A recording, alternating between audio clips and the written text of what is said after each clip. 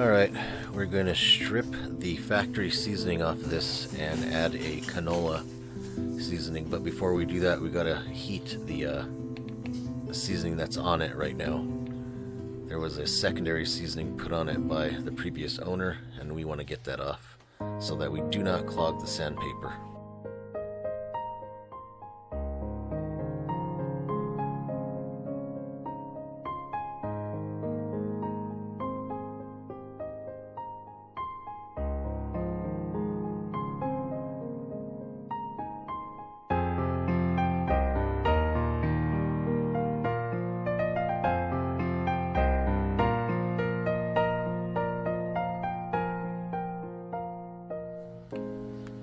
And we are getting up to temperature. We want to get close to 700. What are you doing to your sister? You guys have a little playroom to play and you're on top of each other. My kids are... Yeah, now you have her shrouded. They have the entire freaking living room to play on, and they like to be right next to each other, fighting over one toy. But anyway, I'm sanding it here with 60 grit. Some people use 80, some people 120. I don't want it smooth, I want it flat. So I just want the low spots down.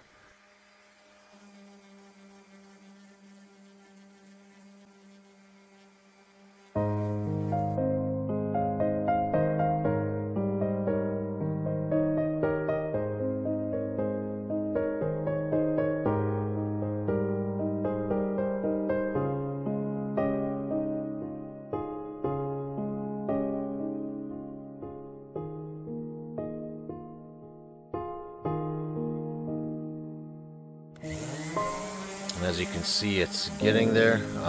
There's going to be some black because it's so porous because of the sand casting, but don't worry about that. We don't want to get rid of that. Again, that would be taking it down really far. And I could use the sander for the edges here. I've seen it done. I just prefer using this method because I can form fit it to the side there. Someone is grilling, and they're grilling something fierce, man. I'm really kind of a little angry about that. You can see it's coming along good. It's really a lot harder than it looks. The cast iron is really tough to get through, so.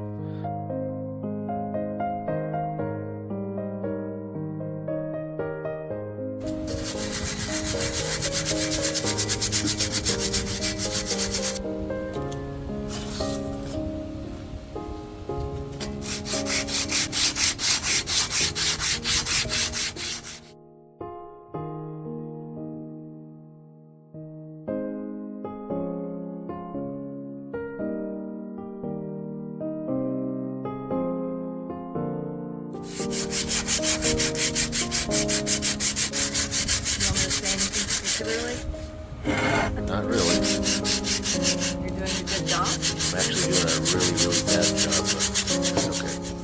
It's mine. There's one guy who actually gets his down really, really nice. It looks nice, and he takes it all the way up to about, I don't know if it's 400 grit or below, but I don't know if that would work. I don't want to, I want enough material that the seasoning will stick to. And now we're just going to rinse it off here. Firework.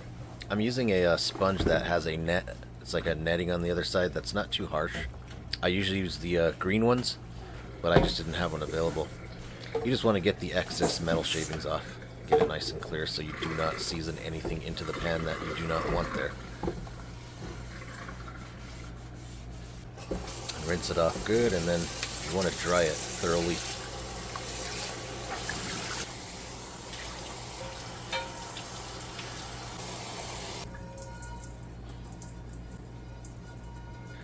It'll start oxidizing immediately, so what you want to do is, you want to heat it up so that the metal expands and the pores open up, but you don't want it to just, it'll oxidize almost as soon as you get it out of the water. So, and I don't want any rust on there, so I put a little layer of oil to start off with, canola oil, and but I want to take it off and I want to let it heat up. I want that to heat up, and I want the pores to open up so that seasoning gets inside there as much as possible.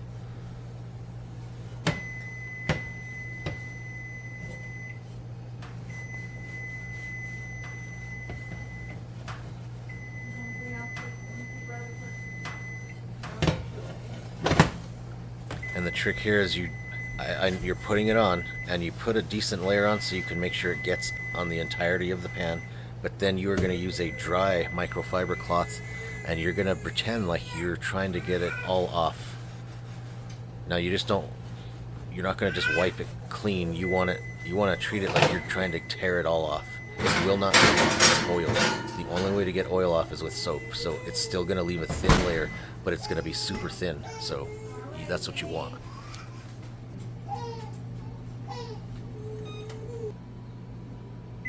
And we're going to go about 60 minutes on this. 60 minutes at 435 seems to work for me. So the smoke point of canola is listed at 400 to 450 degrees. So I go a little bit in the middle there. And it usually takes about an hour for that to reach up the temperature.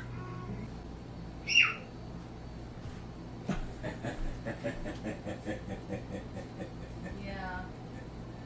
Isaac, what are you doing other than acting silly? Rooney. And we are done. This is the next day. So I had another little egg pan I needed re-seasoned. So I decided to throw that in there. And it's not as smoky as you would think, because again, we're using super thin coats. You don't, if yours has little beads on it, you did it wrong. If it looks spotty and it look like watermarks or basic little drips of oil, you put too much on, and a lot of people, what they'll do is they'll season it. They will let it stay in the oven for a second, and then they will take it out after 10 minutes and give it one last wipe. There's no need to do that if you wipe it thoroughly with that clean microfiber cloth. Wipe it as if you're trying to strip it clean of all the oil. It seems counterintuitive, but that's what you're trying to do. It's not going to strip it clean. It's going to leave a super thin sheet of oil, and that's what you want.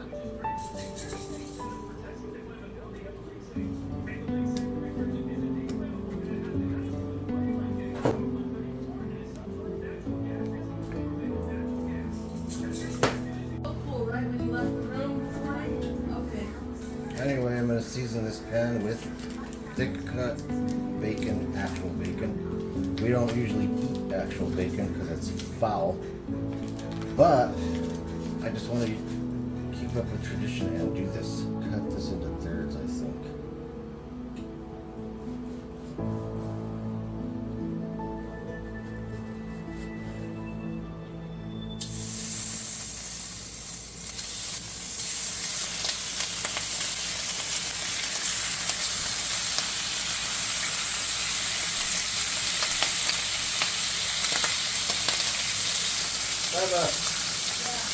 I need your help up here. I use this cross-contaminated, blah, blah, blah, all that stuff.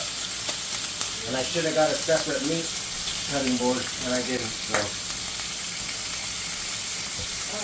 Give me a meat cutting board, I guess. A vegetable, another one, you know. The meat one's red in there. I know I was going to do it, but I thought we'd give a damn, you know. Yeah. And that is bacon right there.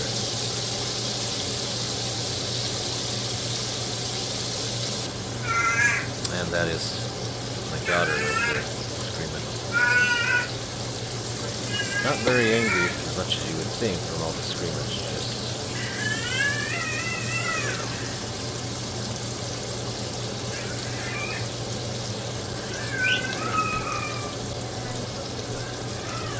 Someone just whistled. Basically, potatoes fried in bacon fat with onion, bell pepper, green bell pepper, and Hillshire Farm beef sausage, and then some bacon added to it. So this is gonna be crazy, crazy. Do you want a 7.5 ouncer for the morning or no? I've never. He doesn't do that anymore. Okay, I'm gonna heat this up, medium-ish.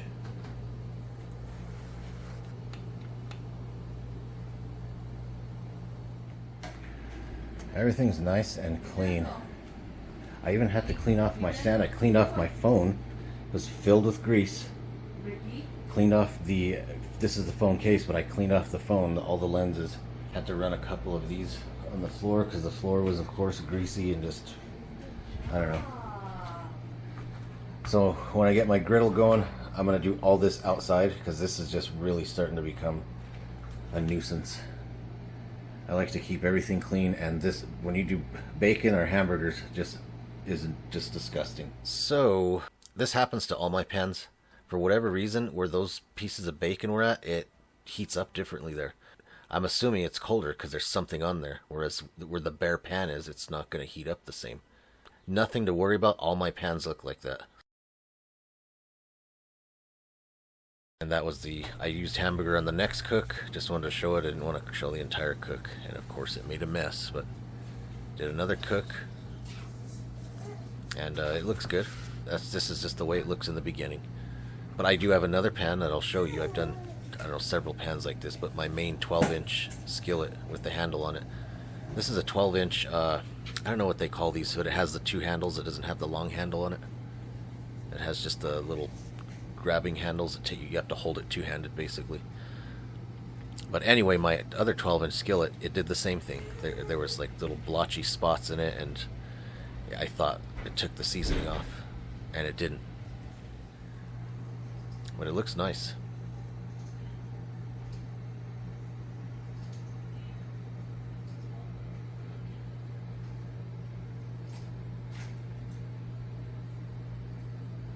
Aside from the dirt, I mean, that's what they look like. This is after a couple of years. The edges are a little bit less because the middle just gets hotter, so it's going to get the best seasoning. Basically, I'm starting to realize it's like seasoning a flat iron griddle. If you look on how to season that, you can't do it the way you do pans, where you bake it in the oven and it cooks evenly. You do it on direct heat, which is uneven. And the middle always gets blacker and the edges don't get as black. Now over time it'll all turn black, but that's kind of what you want. Even though this looks cool, it's not good. This is what you want. This is the best seasoning. That's just some crumbs in there. Potato chips or something, I don't know what it is. Thicker and thicker. And that's what you want. You want to build it up slowly over time, apparently. Why? I don't know. I guess it does something else when you just keep cooking it over and over. So, I don't know. Don't care. Anyway, thanks for watching. Please like, subscribe, and share, and much appreciated. Thank you.